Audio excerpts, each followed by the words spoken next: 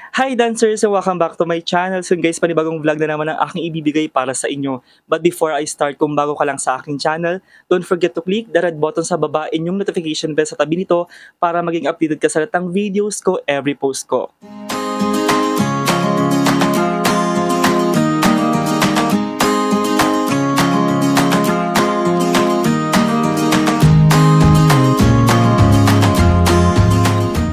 So yun nga guys, for today's video ay panibagong vlog for you guys. And it's been 2 weeks na since yung last na vlog ko about my product review of Lux Organics products. Specifically yung retinol cream nila. This one guys, ayan.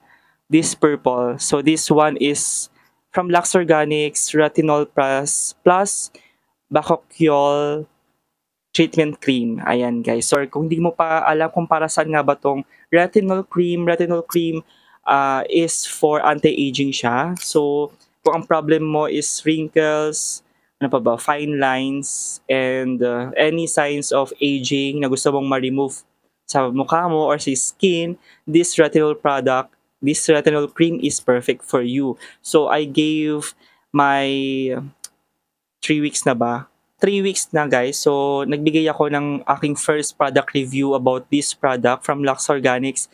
About 3 weeks ng paggamit ko nito na guys. So, obviously, tapos na yung aking 1 month of using this retinol cream. And yun guys, bibigay ko lang yung aking honest review, of course.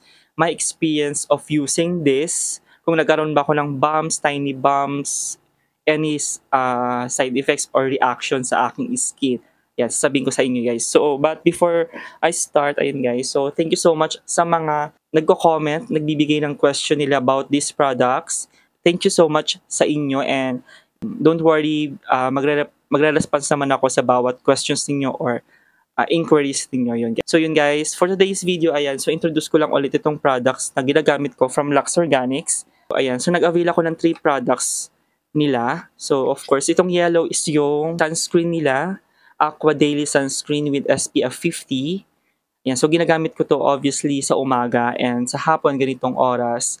Ayan, after kong maghilamos or maligo. And then, Lux Organics Whitening Repair.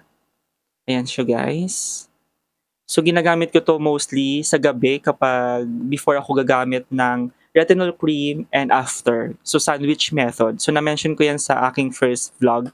And of course, last but not the least is ito, of course. Ito yung ating main character for this video. This one is from, of course, Lux Organics, the Retinol Plus Bacochiol Treatment Cream. So, this one is for night only siya, guys. So, obviously, yan, sa packaging niya.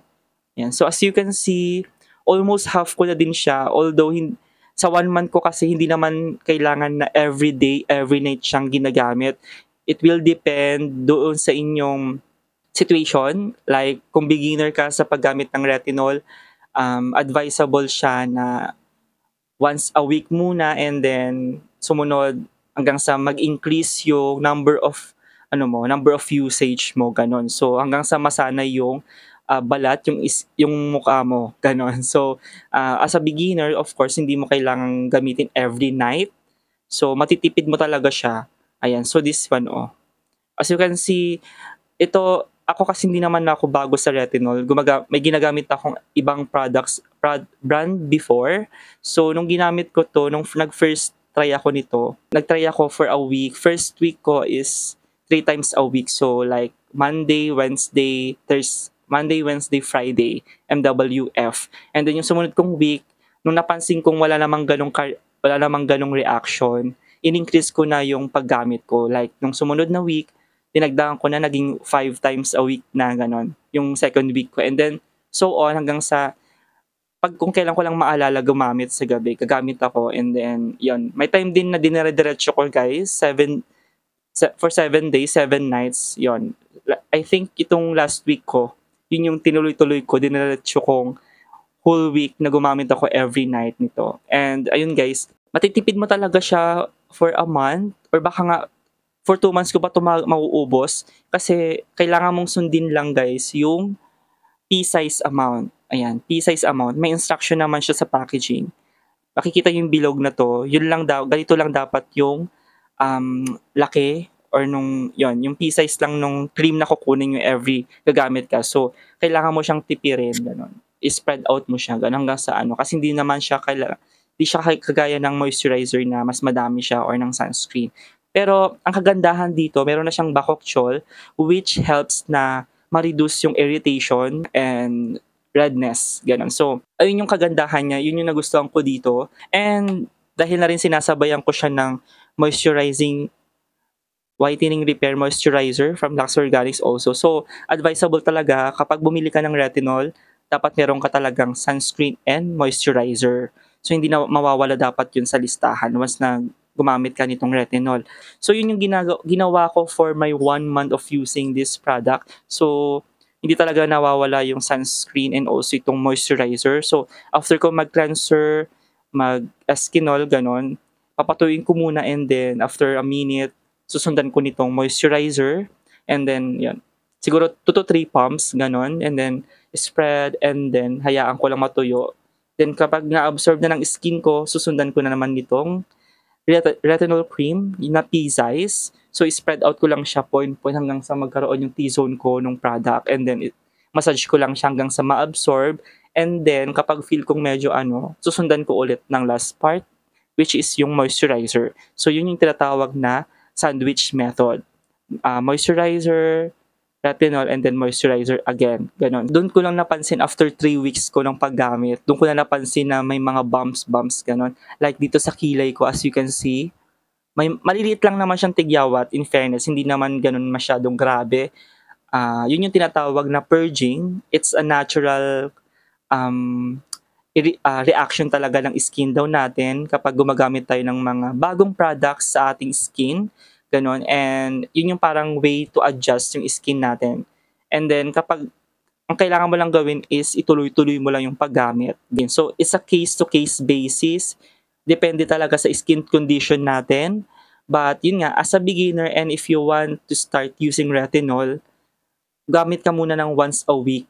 Once a week lang. Like today, Monday night, yun yung first day mo sa isang linggo. So, to check lang din kung ano yung magiging reaction, kung magkakaroon ba ng irritation, gano'n. And then kapag okay na, for the next second week, yun na yung dadamihan mo. Let's say, 3 times a week. So, MWF, pwede yun. At least, merong pahinga sa susunod na araw. And then, just continue using your moisturizer and sunscreen. Kasi nga, once na gumamit tayo ng mga ganitong products, retinol, peeling reactions and everything, hindi talaga dapat mawala ang sunscreen kasi nga magiging sensitive ng skin natin. Ganon.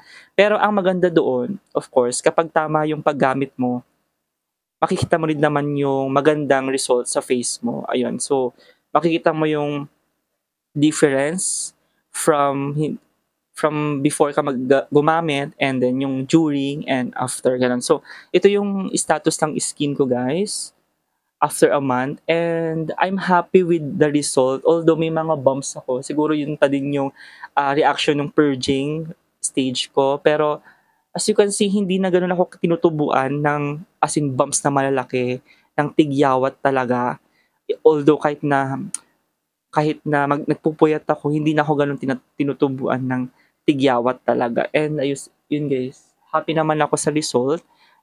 Napansin kong naglighten yung skin ko. Although, of course, hindi talaga mariremove yung mga pimple, ganyan, yung mga marks, yung mga lubog-lubog sa face ko. But then, of course, ang ginagamot naman ito is yung fine lines, wrinkles, ganun. So, hindi naman syempre instant, of course. But then, during the process, makikita mo yung difference nung before and after. And I'm so happy with it.